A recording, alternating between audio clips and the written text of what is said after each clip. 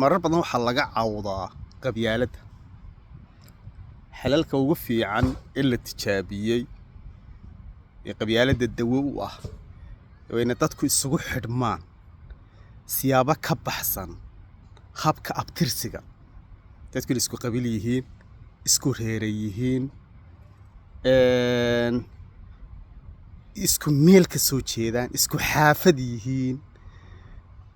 marka dadku isugu xidhmaan qaab xirfadaysan, dad xirfad isku xirfad ah sida dadka qareennada. markay dadku isugu xidhmaan qaybaha kala duwan ee ciyaaraha, dhinaca ganacsiga, iskaashi ganacsi markay sameeyaan, dadku inay wax isku darsadaan, qaab ganacsi wada jira markay dadku samaystaan, waa siyaabaha ugu wanaagsan ee xalka u noqda in xadhkaha qabyaaladdu dibcaan. dadku waa inay isugu xidhmaan tasoo wada koray, waan isku abtirsiim, isku hayb ahayn, isku reer ahayn, waxbarashadooda deedna ilaa yaraantooda isla soo jaan qaaday. nuxurku waa dad wadaagay wax ka baxsan haybtooda. laakiin markay bataan dadka isku haybta ah ee meel isku urursada, xaafad gooniyo reer degaan, magaalo gooniyo reer degaan, deegaan gooniyo reer ku nool yihiin, dadku markay sidaa noqdaan waa dad kala qoqoban weeye. waa qoqobku wuxuu keenaa dadku inay kala fogaadaan.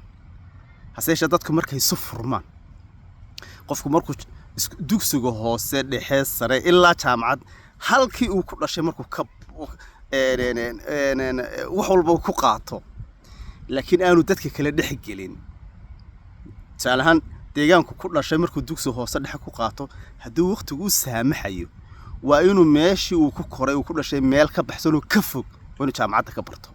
taas waxay saamaxaysaa qofku inuu bii'ad kala soo barto oo dad kala soo barto oo indhuhu u furmaan. horaa loo yidhi qof aan dhul marini dhaayala. qofku inuu dhulka socdo waa siiru fil ardi. qofku inuu dhulka socdo wuxuu arkayaa wax badan oo ka baxsan, wuxuu baranayaa wax ka duwan, wuxuu la kulmayaa dad ku cusub oo wax badan ay wadaagayaan. marka qofku marka uu xaafadiisa yar ku dhashay wax ku barto, shaqo ka bilaabo, hadhowna ku guursado, halkaa deedna uu ku tarmo, ma dareemi karo wanaagay leedahay iyo muhiimadday leedahay dad ka baxsan inuu wax la wadaago. marka waxa weeyaan waxa si walba yani wuxuu colaad u qaadaya dad ay ahayd inay isbartaan iyo wax wadaagaan noloshiisaba. yani dadka reer hebel halkaa dega waa dad xun oo noocan wax kastaa geli kara qofka. laakiin reer hebelka markuu yaqaanaba ee saaxiibkii ku jiro, ee qof ay ganacsi ama nolol wax kala wadaagin uu ku jiro, cidina kuma diri karto. yani qof u tirsan oo ilaa 5 buu noqonaya. marka dadku markay wadaagaan wax ka baxsan qabiilnimada iyo tolnimada, oo markaas dadku isku sii xidhmaan oo isahaanshaha dadku kobco. marka isahaanshaha casriga dadka waxa kobciya inay dadku kala aragti duwanaadaan, kala deegaan duwanaadaan, kala dhaqan duwanaadaan, kala meelo kala duwan ay ka soo kala jeedaan. dadku way isbaranayaan.